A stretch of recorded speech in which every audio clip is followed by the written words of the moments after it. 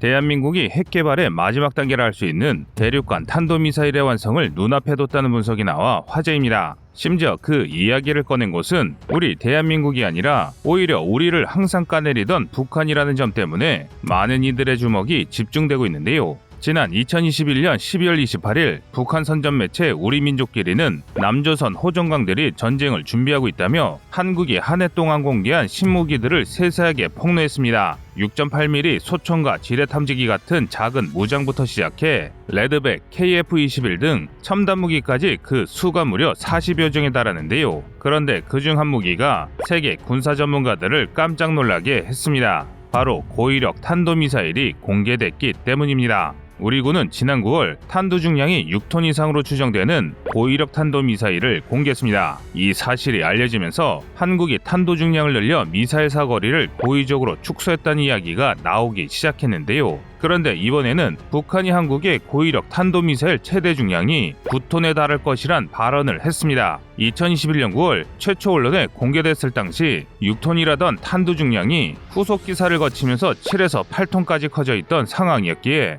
이번 북한의 주장은 신빙성이 상당합니다. 뿐만 아니라 이 소식에 중국 지도부가 크게 들썩이고 있습니다. 만약 9톤 탄두가 실존한다면 계속 늘어나는 탄두 중량을 고려할 때 대한민국의 기술력으로 조만간 10톤 이상의 초거대 탄두가 얼마 안가 배치하거나 ICBM급 미사일이나 다탄두 미사일을 전력화할 수 있기 때문입니다. 중국에게 이는 재앙이나 마찬가지인데요. 안 그래도 중국은 최근 대한민국이 각종 실험을 통해 우주 로켓 개발을 성공적으로 진행하면서 대한민국의 핵무장을 경계하고 있었습니다. 그러던 마당에 한국이 사실상 핵무장에 필요한 모든 무기를 개발했다는 것이 증명되었으니 이제 중국은 한국의 핵공격을 걱정해야 할 처지가 된 것인데요. 만에 하나라도 가뜩이나 미사일 전력이 최강인 한국이 여기에 핵까지 확보하게 된다면 중국은 한국을 더 이상 얕잡아 볼 수 없게 됩니다. 한국과 중국은 서해를 두고 수백 킬로미터밖에 떨어져 있지 않기 때문에 오히려 중국이 눈치를 봐야 할 실정인데요. 그렇다면 대한민국의 주변국들이 그토록 두려워하는 한국의 미사일 기술력은 어디까지 발달했을까요? 어떻게든 대한민국을 깎아내리려는 북한이 우리 실력을 인정해줬다는 것만 봐도 한국의 기술력은 상당한 수준까지 올라왔다고 미루어 짐작할 수 있지만 구체적인 스펙이나 정확한 정보를 아시는 분이 많지 않습니다. 그래서 준비했습니다. 오늘은 대한민국의 고위력 탄도미사일과 우리 대한민국이 정말 핵무장이 가능한지에 대해 알아보겠습니다.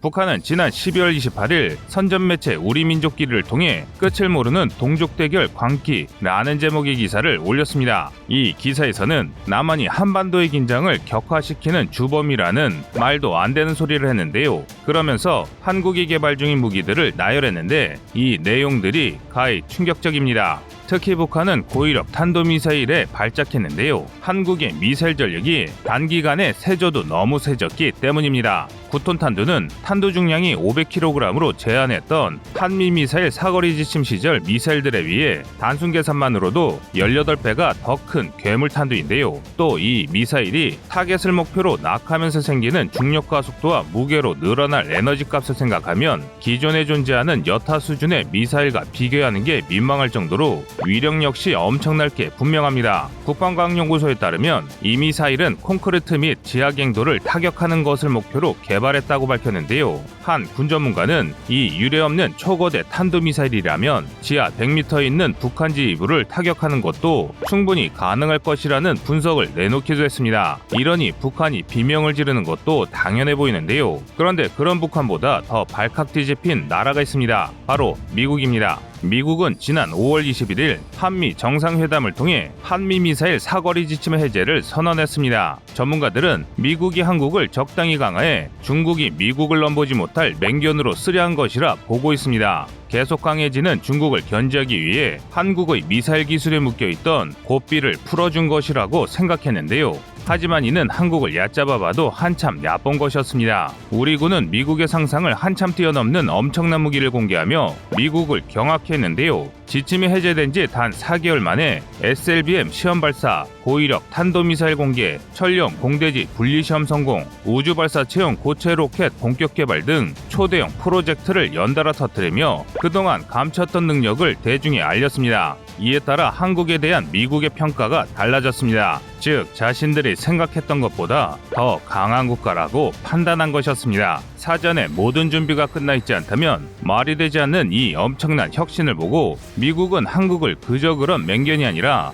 믿을 만한 동맹으로 대우하게 된 것입니다. 전문가들은 아르테미스 협정에 한국을 가입시키고 미국이 주도하는 여러 협력체에 한국의 가입을 요청하는 것이 그 증거라고 말하고 있습니다. 하지만 이렇게 깜짝 놀란 미국의 모습조차도 중국이 겪은 충격에 비하면 별게 아닙니다. 중국은 이번 우리가 공개한 것들에 그 어떤 나라보다 큰 충격을 받았습니다. 한국이 만들고 있는 무기들을 엮다 보면 인류 최강의 무기인 ICBM이 있고 그 뒤에는 핵무장이 기다리고 있을 게 뻔하기 때문인데요. 실제로 여태까지 발표된 기술들을 종합해보면 대한민국은 핵무기를 안 만드는 것이지 못 만드는 것이 아님을 확실히 알 수 있습니다. 현재 우리 군은 고위력 탄도미사일의 사거리를 300km라고 주장하고 있습니다. 그러나 탄도 중량이 9톤에 달한다는 점을 감안할 때 탄도 중량을 500kg으로 줄인다면 10,000km 이상을 날아가는 고위력 탄도미사일로 바뀌게 되고 이는 곧 대륙간 탄도미사일 ICBM이 되는 것입니다.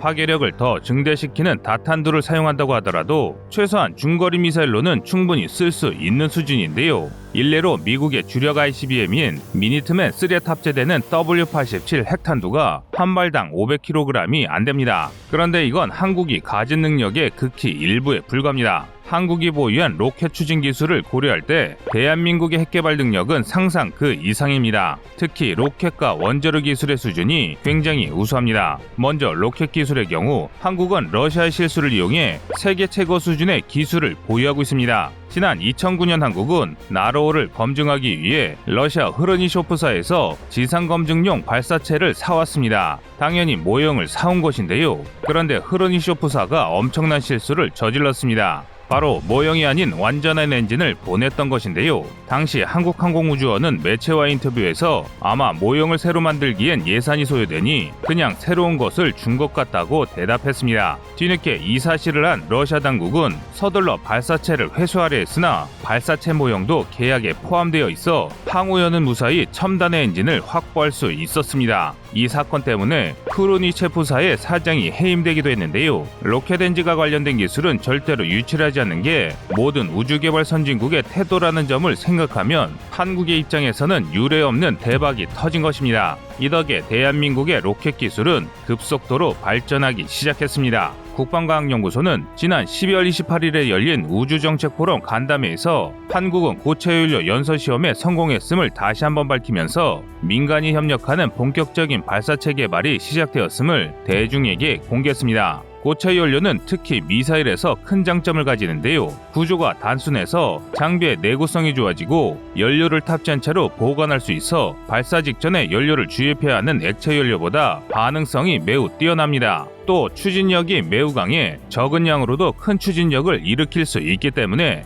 군용 미사일에서는 고체 연료가 선호되는데요. 이에 더해 ICBM의 필수 요소인 단분리 기술도 상당한 수준에 도달했습니다. 누리호 발사 시험을 통해 로켓 분리 기술을 입증했는데요. 비록 3단 로켓에 문제가 발생해 위성 모사체를 궤도에 안착시키는 데는 실패했지만 로켓의 3단 분리는 성공적이었으며 문제점 역시 곧바로 파악됐기 때문에 여기서 축적된 노하우는 대한민국 항공우주 기술에 그대로 녹아들었습니다. 더욱이 이런 기술은 로켓뿐만이 아니라 탄도미사일에도 충분히 활용될 수 있습니다. 게다가 3대 핵무기 중 가장 은밀한 SLBM 역시 개발에 성공했습니다. 한국은 지난 2011년 9월 15일 수중발사 시험을 성공하면서 대한민국은 세계에서 7번째로 SLBM 개발을 성공한 국가가 되었습니다. 심지어 SLBM을 싣고 항해할 수 있는 원자력 잠수함도 개발하고 있을 정도로 한국의 국방력은 걷잡을 수 없을 만큼 발전하고 있습니다. SLBM은 예상치 않은 장소에서 기습적인 공격을 할 수 있으며 지상에 놓여있는 미사일보다 적의 공격으로부터 안전합니다.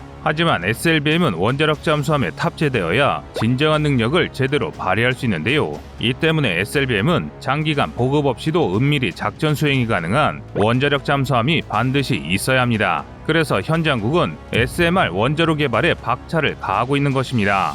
한국의 원자력 기술은 원자력 잠수함에 탑재할 수 있는 수준까지는 사실상 완성되어 있다고 전문가들은 분석하는데요. 한국이 추진하고 있는 SMR 원자로는 소형 묘들식 원자로의 약자로 기존 대형 원전보다 크기가 3분의 1에 불과해 전기 공급이 어려운 도서산간 지역에 전기를 공급하기 위해 개발되었습니다. 하지만 개발 기술을 응용하면 원자력 잠수함을 제작하는 데도 사용할 수 있습니다. 최근 세계적인 언론 뉴욕타임즈가 한국이 SMR 원자로를 이용해 원자력 잠수함을 개발한다고 보도를 내놨을 정도입니다. 그런데 이 보도가 나오자마자 한국원자력연구원이 정면 반박을 했습니다. 원자력 잠수함에 들어가는 핵연료는 고농축 우라늄을 사용하지만 SMR 원자로는 저농축 우라늄을 사용해 쓸 수 없다는 내용이었는데요. 그런데 이 내용을 반박한 곳이 우리 국내 원자로 연구 기관이었습니다. 즉 우리 연구기관이 우리 기술력을 폄훼하고 나선 것입니다. 하지만 저농축 우라늄으로도 원자력 잠수함을 건조할 수 있습니다. 고농축 우라늄을 탑재한 핵잠수함과는 성능 차이가 있을 뿐입니다.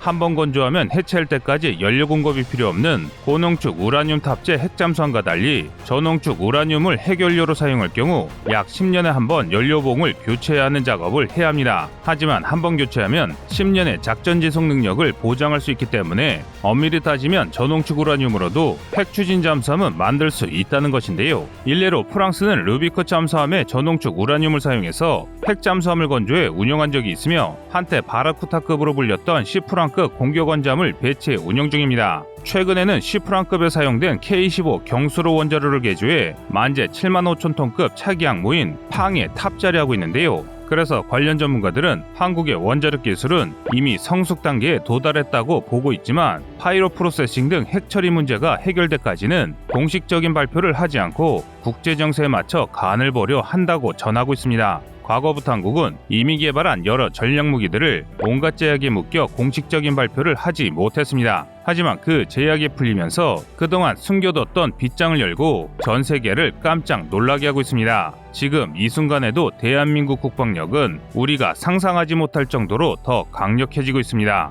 여러분의 생각은 어떠신가요? 시청자님의 의견을 댓글로 남겨주시기 바랍니다. 여러분의 좋은 의견이 좋은 영상을 만드는데 많은 힘이 됩니다. 이상 꺼리투브였습니다.